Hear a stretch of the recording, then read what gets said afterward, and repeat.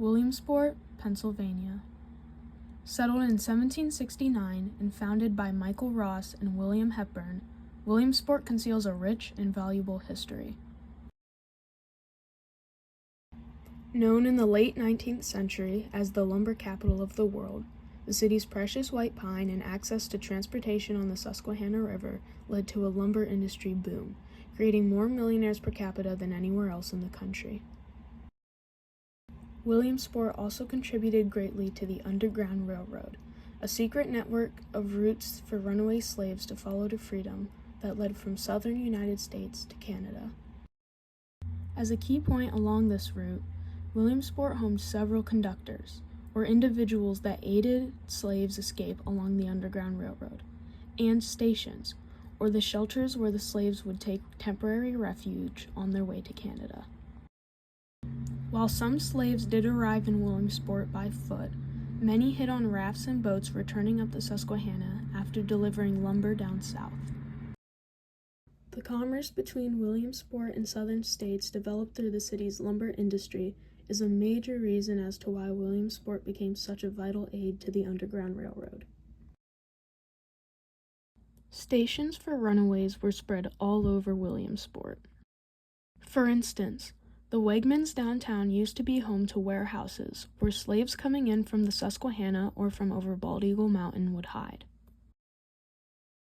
The Exchange Hotel, previously located on the corner of 3rd and Mulberry Street, housed workers who parked their boats on the docks. Warehouses nearby were used to hide runaway slaves that had traveled with these workers. One major station in Williamsport was the Long Reach Farm. The land was purchased by Derrick Updegraff, but was settled in by his brother Thomas. Slaves brought up through the West Branch Canal would follow through and hide in tunnels that led to Long Reach. Later, the Thomas Lightfoot Inn was constructed on the land to accommodate the many travelers coming up the canal. Although this building burnt down in 2002 and was replaced by a storage company, the smokehouse across the street that homed runaway slaves is still standing today.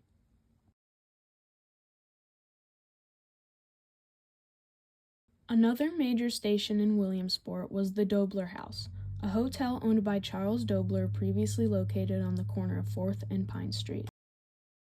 This station is significant because it was the location where Frederick Douglass gave his speech in Williamsport.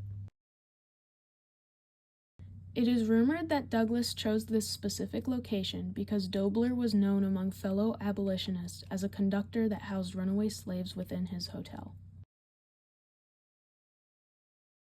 But the migration of fugitive slaves in Williamsport wouldn't have been possible without the help of Daniel Hughes.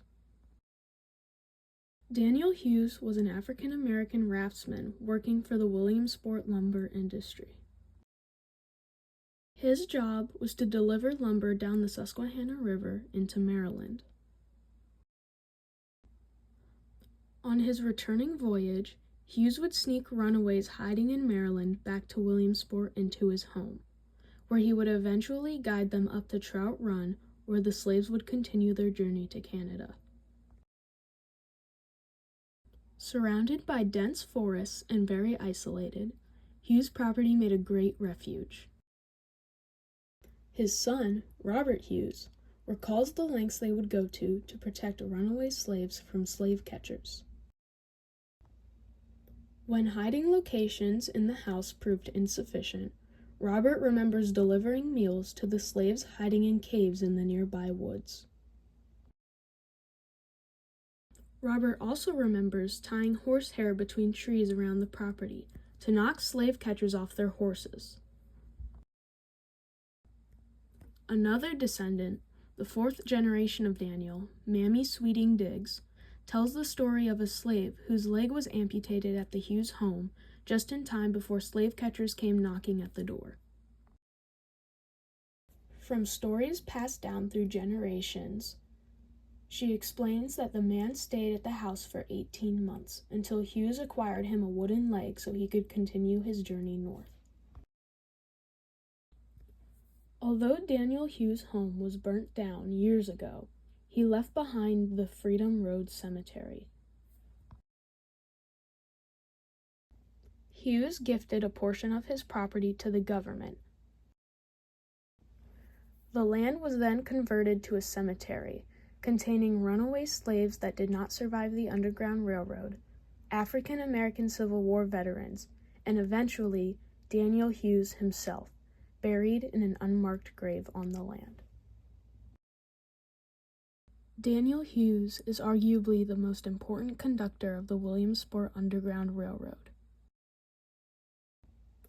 While assisting a significant number of slaves through Williamsport, it is said that not a single runaway was caught under Hughes' supervision.